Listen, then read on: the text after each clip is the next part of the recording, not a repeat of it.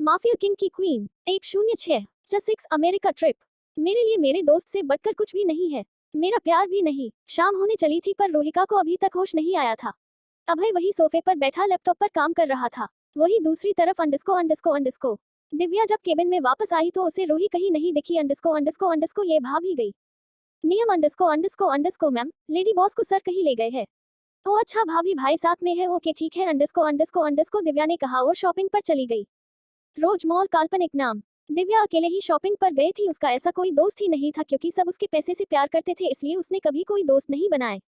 कुछ कपड़े लेकर ट्रायल रूम में ले गई। जैसे ही गेट खोल अंदर गई और गेट लगने की कोशिश की, वैसे ही एक हाथ ने उसे रोक लिया और वो अंदर आकर गेट लगा दिया। यू मिस्टर, तुम्हारी हिम्मत कैसे हुई, निकलो इधर से। अंडस्को दिव्या ने उस लड़के को गुस्से में चिल्लाते हुए कहा। उफ, इतना गुस्सा अच्छा नहीं होता। अंडस्को उस लड़के ने दिव्या के गाल को सहलाते हुए कहा। दूर रहो मुझसे, समझ आई बात। अंडस्को दिव्या ने उसका हाथ छटकते हुए कहा। लड़का उसके और पास आ गया। अंडस्को क्यों? क्योंकि मुझे तुमसे बात ही नहीं करनी। अंडस्को दिव्या ने अपना चेहरा दूसरे साइड कर लिया। क्यों बात नहीं करनी मेरी सोना को? अंडस्को उस लड़के ने दिव्या का चेहरा अपने साइड किया। तुम्हें उससे क्या, तुम जाओ यहाँ से, तुम्हें मतलब नहीं होना चाहिए मैं तुमसे बात करूँ न करूँ। अंडस्को दिव्या ने नाराजगी से कहा। इतनी नाराजगी सोना? अंडस्को उस लड़के ने बड़े प्यार से पूछा। हाँ अंडस्को दिव्या ने अपने गाल फूलते हुए कहा। वो इस टाइम बड़ी प्यारी लग रही थी। तो क्या किया जाए इस नाराजगी को दूर करने को? अंडस्को उस लड़के ने दिव्या के गाल पर किस करते हुए कहा। दिव्या किस से शर्मा गई और उसके गले लग गई। लड़के के चेहरे पर स्माइल आ गई। हाय मेरी जान, शर्मते हुए कितनी प्यारी लगती है। अंडस्को उस लड़के ने उसे गले लगते हुए कहा। अब अगर तुम गए ना तो देखना, बात ही नहीं करूंगी तुमसे। अंडस्को दिव्या ने उसे हल्के से मरते हुए कहा। थोड़ी देर बंद एक होटल में वही लड़का और दिव्या बेड पर बैठे हुए थे। लड़का दिव्या की गोद में सर रखकर लेटा हुआ था। हम कब घर पर बताएंगे अपने बारे में? अंडस्को दिव्या ने कहा। बस कुछ दिन दीवी, फिर मैं तुम्हारे घर आऊंगा शादी की बात करने। अंडस्को उस लड़के ने कहा। कब सक्षम? अंडस्को दिव्या ने कहा।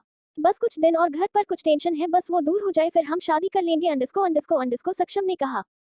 तो जानते हैं इनके बारे में, ये है सक्षम ओब्रॉय डिजाइनिंग कंपनी के सीईओ। ये कंपनी इनके फादर ने चालू की थी और अब ये चला रहे हैं।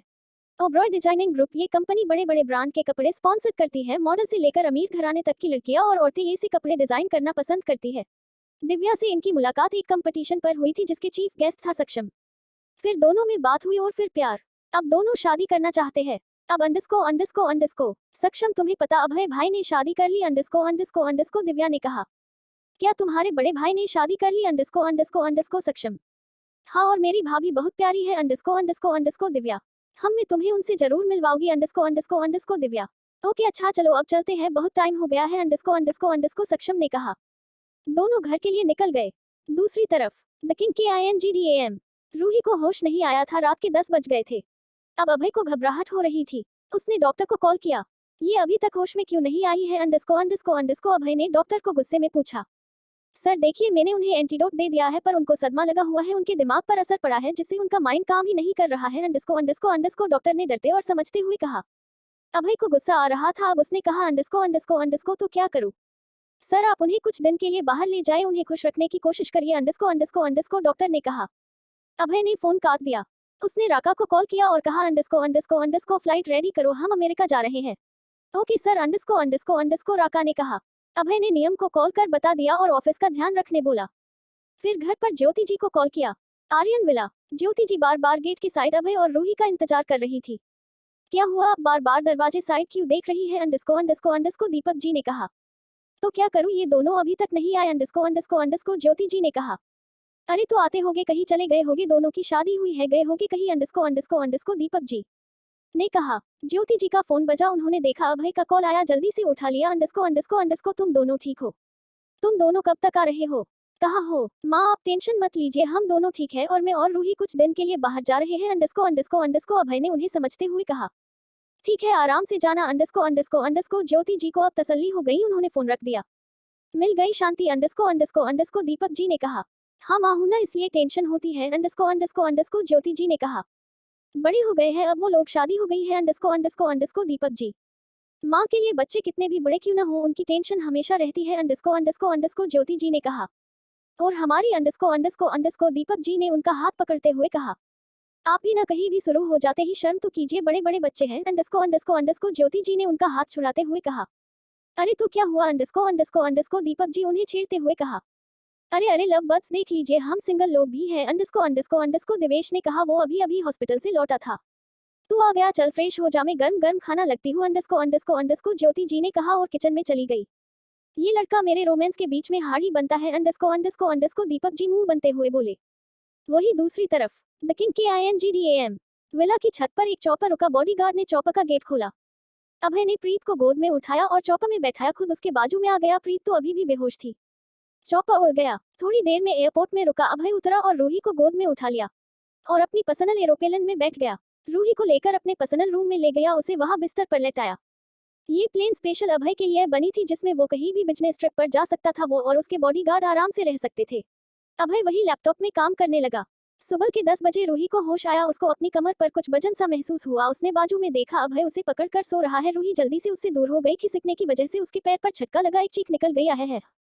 रूही की आवाज से अभय की नींद खुल गई। उसने जल्दी से उठकर रूही को देखा। अंडरस्को अंडरस्को अंडरस्को क्या हुआ, तुम ठीक हो? इस टाइम अभय की आंखों में रूही के लिए सिर्फ फिक्र दिख रही थी। रूही ने उसे देखा, जल्दी से उससे दूर हो गई। ये देख अभय को थोड़ा बुरा लगा। उसने कुछ नहीं कहा। रूही की नजर रूम में गई। अभय ने देखा रूही रूम को देख रही ही तो उसने कहा, अंडरस्को अंडरस्को अंडरस्को हम फ्लाइट में हैं। रूही उसे सवालिया नजरों से देखा। अभय समझ गया वो क्या कहना चाहती है। अंडरस्को अंडरस्को अंडरस्को अमेरिका जा रहे हैं। रूही ने कुछ नहीं कहा। थोड़ी देर में फ्लाइट टेक ऑफ हो जाएगी, तुम फ्रेश हो जाओ अंडरस्को अंडरस्को अंडरस्को अभय ने कहा। रूही बेड से नीचे उतरने लगी। अभय ने जल्दी से उसे अपनी गोद में उठा लिया। अंडरस्को अंडरस्को अंडरस्को पैर में लगी है। रूही ने उसे देखा और एक अजीब सी स्माइल कर दी, जैसे कह रही हो दर्द देकर कह रहे हो लगी है। उस स्माइल को देखकर अभय समझ गया वो क्या कहना चाहती है। उसने कुछ नहीं कहा, उसे वॉशरूम में छोड़ा। कहा अंडरस्को अंडरस्को अंडरस्को कुछ जरूरत हो तो आवाज लगा देना, मैं बाहर हूँ, कपड़े ये रखे हुए हैं। और बाहर आ गया। थोड़ी देर में रूही वॉशरूम से आई। अभय ने उसे फिर बेड पर बैठाया और उसके पैर की पट्टी चेंज करने लगा। रूही ने जल्दी से अपना पैर खींच लिया। अभय ने उसे देखा, फिर उसके पैर को अपने हाथों से पकड़ा और पट्टी खोली। उसके घाव को देख अभय की आंख बंद हो गई। फिर उसने धीरे से घाव को साफ किया, पट्टी की। वही बैग के पास रखा फोन उठा और कॉल किया, कुछ खाने को मंगवाया। थोड़ी देर में टेबल पर खाना लगा हुआ था। अंडरस्को अंडरस्को अंडरस्को खिचड़ी दाल रोटी। रूही ने खाने को देख मुंह बना लिया। अभय को उसे देख हंसी आ गई। उसने अपने मन में हंस लिया। जल्दी खाओ और ये दवाई लो अंडरस्को अंडरस्को अंडरस्को अभय ने कहा। रूही ने कुछ नहीं कहा, खाना खाने लगी। वैसे भी कल से कुछ नहीं खाया था। दवाई ली, उसे घर की याद आ गई। जब वो बीमार पड़ती या चोट लगती, नीलेश जी पूरा घर सर पर उठा लेते, जैसे उनको चोट लगी हो। उसका पूरा ख्याल रखते जब तक वो ठीक नहीं हो जाती। रूही की आंखों में आंसू आ गए। अभय ने देखा, उसको बुरा लगा। वो उठकर बाहर चला गया।